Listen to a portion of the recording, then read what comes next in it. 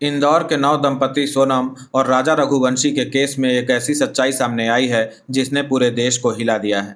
17 दिनों तक जिस नवविवाहिता को लोग लापता समझते रहे, पीड़िता समझकर उसके लिए प्रार्थना करते रहे, असल में वही अपने पति की हत्या की साजिश करता निकली।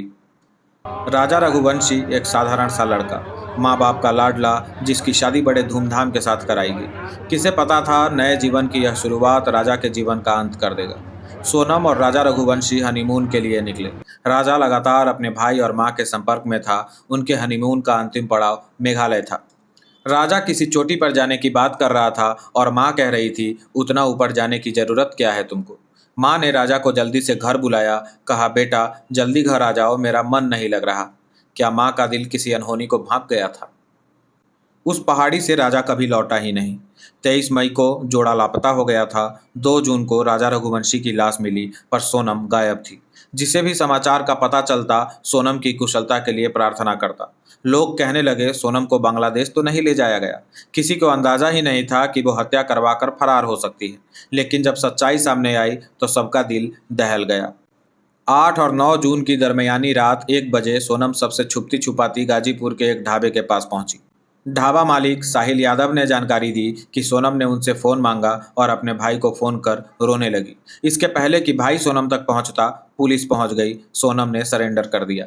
सोनम के अलावा केस में 3 और लोगों की गिरफ्तारी हुई है जो राज कुशवाहा के दोस्त हैं। जानकारी के अनुसार राज कुशवाहा और सोनम शादी के बाद भी एक दूसरे के संपर्क में थे और दोनों ने मिलकर यह साजिश रची थी।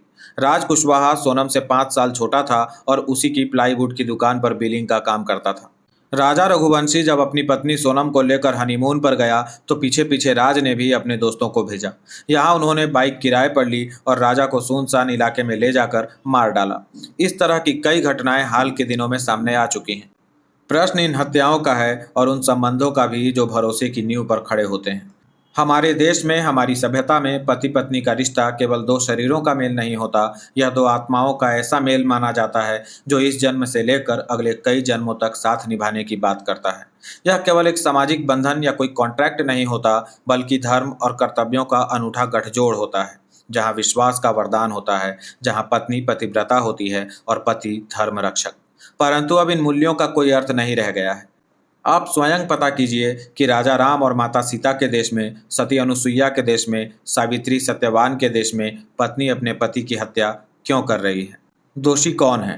टीवी सीरियल, घटिया वेब सीरीज, बच्चों के लालन पालन का आधुनिक तरीका या पूरी शिक्षा व्यवस्था?